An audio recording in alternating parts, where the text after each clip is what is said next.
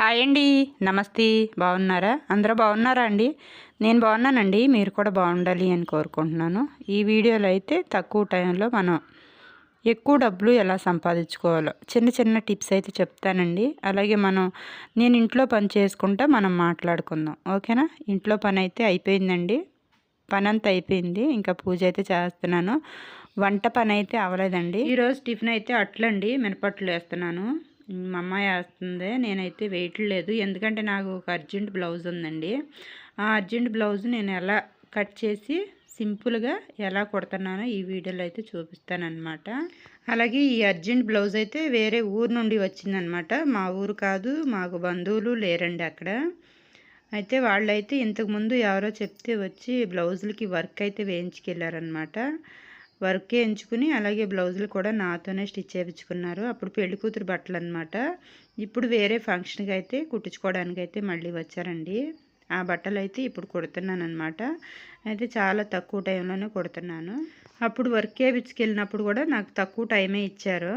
అయితే నేను కస్టమర్కి ఎప్పుడైనా ఒకటే చూస్తానండి, కస్టమర్కి టైంకి అందించాలి అని చెప్పి చూస్తానన్నమాట. టైం ఉన్న ఆపుకుని ఇంకా టైం లేని అర్జెంటీ అయితే పెట్టుకుని కుట్టడానికి అయితే చూస్తానండి. ఇలాగా టైం లేని వచ్చినా కూడా మనం లేదు కుట్టలేను అని చెప్పి ఇచ్చేయటం అయితే కరెక్ట్ కాదండి. మన బిజినెస్ని మనం డెవలప్ చేసుకోవడానికి ఇది ఫస్ట్ టిప్ అన్నమాట. అలాగే కస్టమర్స్ లైనింగ్స్ కానీ ఫాల్స్ కానీ తెచ్చుకోకుండా వస్తారు కదా కొంతమంది. అలా వచ్చినప్పుడు అయితే మీరే తెచ్చుకోండి అనుకోకుండా మనం తెచ్చి వేయడానికి అయితే చూడాలండి.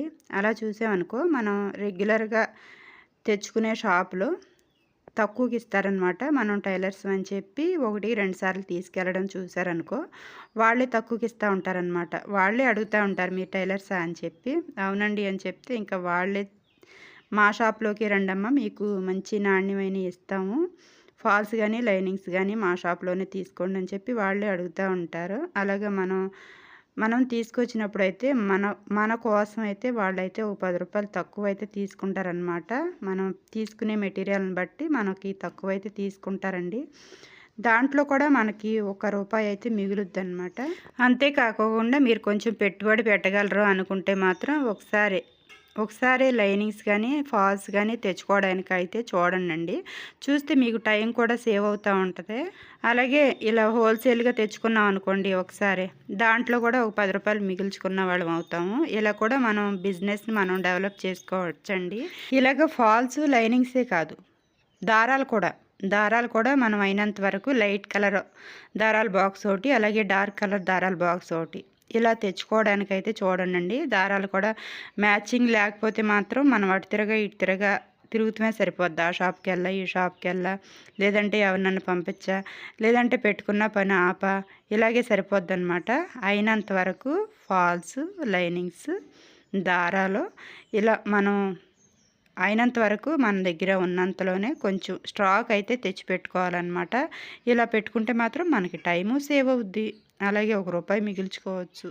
ఇలాగ మన బిజినెస్ని అయితే మనం డెవలప్ చేసుకోవచ్చండి. అలాగే ఇంకొక టిప్ చెప్తాను. 2 టిప్స్ చెప్పుకున్నాం కదా, ఇప్పుడు 3వ టిప్ చెప్తాను. ఈ టిప్ ఏంటంటే, అయినంత వరకు మనం వర్క్ అయితే బయటికి ఇవ్వకోకుండా మనకి పొద్దున్న నుండి సాయంత్రం వరకు ఏ వర్క్ చేసుకోవాలో ఫస్ట్ అయితే ప్లాన్ చేసుకోండి. అయినంత వరకు మనకి చేతైన వర్క్ అయితే బయటికి ఇవ్వకోకుండా చూసుకోండి. సపోజ్ మీరు ఎంబ్రాయిడరీ చేస్తున్నారనుకోండి, స్టిచ్చింగ్ కూడా ఆర్డర్ మీరే తీసుకోండి.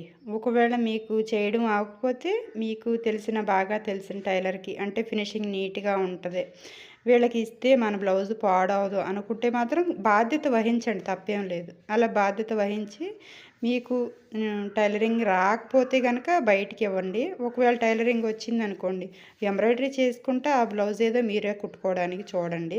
అలాగే శారీస్ ఫాల్స్ వేయడానికి కూడా మనం ఇంకొకళ్ళకి మాకు రాదు, మేము వేయము, ఈ వేసేది మాకు దగ్గర లేదు అని చెప్పి బయటకి ఇచ్చేసేయకోకుండా వీలైతే జిగ్జాగ్ మిషన్ తెచ్చి పెట్టుకోండి. లేదా ఫాల్స్ వేసే వాళ్ళకి ఎవరికైనా ఇవ్వండి. కస్టమర్కి తీసుకునే కంటే మీకైతే జిగ్జాగ్ చేసేవాళ్ళు ఒక ₹10 తక్కువే తీసుకుంటారు. మీరు వాళ్ళకి వర్క్ ఇచ్చిన వాళ్ళు అవుతారు. అలాగే మీ దగ్గరికి వచ్చిన కస్టమర్కి అంతా వీళ్ళ దగ్గరే ఉంటుందిలే, బ్లౌజ్ స్టిచ్చింగ్ అలాగే వర్క్ మనకి శారీకి ఏమన్నా ఫాలో ఇచ్చుకోవాలన్నా ఇంకొక చోటకి వెళ్ళాల్సిన పని లేదులే అని చెప్పి వచ్చిన కస్టమర్కి భరోసా ఇచ్చిన వాళ్ళు కూడా అవుతారు. ఇది ఒక టిప్ అండి. మన బిజినెస్ మనం డెవలప్ చేసుకోవడానికి ఇంకొక టిప్ చెప్తాను. ఇది 4వ టిప్.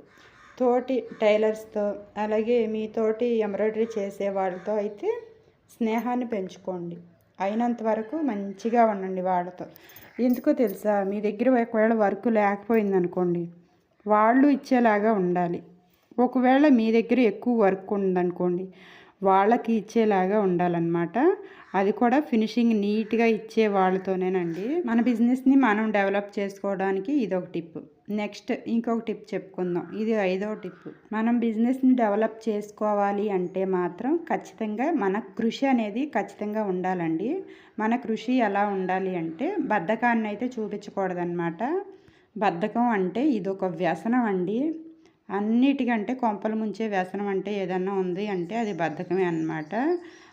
మగోళ్ళు మందు తాగడం అదొక వ్యసనం అయితే, అలాగే స్మోకింగ్ చేయడం అదొక వ్యసనం అయితే, ఇది బద్ధకం అన్నిటికంటే ఎక్కువైన వ్యసనం అయితే ఈ బద్ధకమే అన్నమాట. మనం బద్ధకాన్ని అయితే ఖచ్చితంగా దూరం చేసుకోవాలండి. దూరం చేసుకుని మనం ఒక ప్లాన్ చేసుకోవాలి. పొద్దున్నే ఎన్నింటికి లేవాలి, లేచిన తర్వాత ఇంట్లో పనికి ఎంత టైం కేటాయించుకోవాలి, ఆ తర్వాత మనం మిషన్ కాడికి ఏ టైంకి రావాలి, ఏ టైం నుండి ఏ టైం వరకు వర్క్ చేయాలి, ఏ టైం నుండి ఏ టైం వరకు మనం ఈ టైంలో ఎన్ని బ్లౌజులు కుట్టాలి, ఈ టైంలో మనం ఏ పనులు చేయాలి. ఇదైతే మనం ఖచ్చితంగా ఒక ప్లానింగ్ అంటూ ఉండాలండి. ప్లాన్ చేసుకుని ఒక 10 నిమిషాలు అటు ఇటు అవ్వచ్చు, కానీ అంతకు మించి ఎక్కువ టైం అయితే దాటుకోకుండా మనం ఏదైనా బ్లౌజ్ కుట్టాలనుకోండి, ఆ బ్లౌజు గంటకు కుట్టాలా, గంటన్నర కుట్టాలా, 2 గంటలకు కుట్టాలా, ఇదైతే ఒకసారి చూసుకోవాలన్నమాట. మనం పెట్టుకున్న టైంకి మించుకోకుండా చూసుకోవాలి. ఓకేనా? ఇది ఒక టిప్ అండి. ఇంకొక టిప్ చెప్తాను. ఇది 6వ టిప్. ఈ టిప్ అయితే ఖచ్చితంగా ప్రతి ఒక్కళ్ళు పాటించాలండి. మన బిజినెస్ని మనం డెవలప్ చేసుకోవాలి అంటే మాత్రం ఖచ్చితంగా ఈ టిప్ అయితే పాటించాలన్నమాట. సపోజ్ ఎవరైనా కస్టమర్ వచ్చారనుకోండి, ఆ వచ్చిన కస్టమర్కి బ్లౌజ్ అనేది ఎలా కుట్టాలి అని చెప్పి ముందుగానే మనం ఒకసారి అయితే నోట్ చేసుకోవాలి. ఒక బుక్ ఏదైనా పెట్టుకుని బ్లౌజు ఏ మోడల్ కుట్టాలి, సపోజ్ కాస్ట్ మాట్లాడుకుంటారు కదా, ఆ కాస్ట్ కూడా దాంట్లోనే నోట్ చేసుకోవాలి. అలాగే వాళ్ళు లైనింగ్ ఇచ్చారా, ఫాల్ ఇచ్చారా ఇవ్వలేదా, మనల్ని వేయమన్నారా, దాని కాస్ట్ కూడా దాంట్లో నోట్ చేసుకోవాలి. అలాగే ఏ టైంకి కస్టమర్కి ఎప్పుడు ఇచ్చారో ఇచ్చిన రోజు డేట్ వేసుకుని ఏ టైంకి, ఏ రోజుకి, ఏ డేట్కి మనకి ఇచ్చిన బ్లౌజు ఏ టైంకి అందించాలి, ఇది కూడా ఒకసారి నోట్ చేసుకోవాలండి. ఇలా నోట్ చేసుకుని మన బిజినెస్ని మనం డెవలప్ చేసుకోవడానికి ప్రతి ఒక్కటి కూడా నేను ఇప్పుడు చెప్పిన టిప్స్ అన్నీ కూడా పాటించుకుంటూ ఉన్నారంటే మీరు ఇంకొకళ్ళకి చేయి చాచాల్సిన పని ఉండదండి. ఈ రోజుల్లో ఖర్చులు చూస్తే తట్టుకోలేకపోతున్నాము. తెల్లవారిందంటే రూపాయి లేకుండా పని అవ్వట్లేదు. అలాగే మనం రూపాయి కష్టపడి సంపాదించుకుని మన ఫ్యామిలీని మనం ఆర్థిక ఇబ్బందులు పాలు అవ్వకోకుండా కాపాడుకుంటూ ఉండాలి. ఓకే అండి. మరి నేను తక్కువ టైంలో బ్లౌజు ఎలా కుట్టాను, ఎన్ని డబ్బులు సంపాదించాను ఈ వీడియోలో చెప్తాను.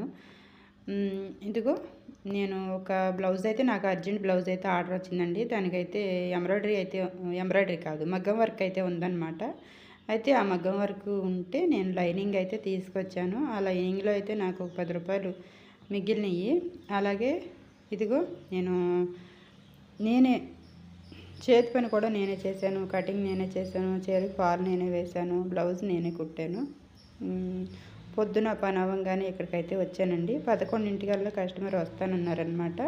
11 అవ్వకముందే నేను ఒక బ్లౌజ్ అయితే ఫినిష్ చేశాను.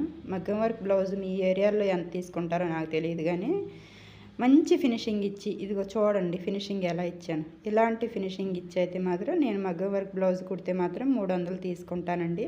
అలాగే చీరకి ఫాల్ వేసాను. ఇంకా మీరే లెక్కేసుకోండి. ఇంకా ఇవన్నీ నేను ఎన్ని డబ్బులు సంపాదించుకున్నాను. ఓకే అండి. మనం తక్కువ టైంలోనే ఇలా కష్టపడుకున్నామంటే మన ఫ్యామిలీని అయితే ఆర్థిక ఇబ్బందులు పడుకోకుండా మనం కాపాడుకుంటూ ఉండొచ్చు అన్నమాట. అలాగే మన మీద ఉన్న బాధ్యతలు సక్రమంగా నిర్వర్తించవచ్చు. ఈ రోజుల్లో బాధ్యత మనం నిర్వర్తించాలంటే డబ్బు లేనిదే పని అవ్వట్లేదు. ₹1 సంపాదించుకుంటేనే కదా. అలాగే రూపాయి సంపాదన మీదే కాకోకుండా ఆరోగ్యం మీద కూడా, ఆరోగ్యాన్ని కాపాడుకునే విషయంలో కూడా మీరు ఆలోచించాలండి. ఆలోచించి టైంకి నీళ్ళు మజ్జిగ తాగుతూ ఉండండి. అలాగే పౌష్టికాహారం కూడా తీసుకుంటూ ఉండండి. నేను అలాగే తీసుకుంటున్నానండి. ఇంతవరకు అయితే నేను ఆరోగ్యాన్ని నిర్లక్ష్యం చేశాను, కానీ ఇప్పుడు అలా చేయట్లేదండి. ఓకే అండి, ఉంటాను మరి. వీడియో నచ్చితే మాత్రం ఒక లైక్ చేయండి. Thank you. బాయ్.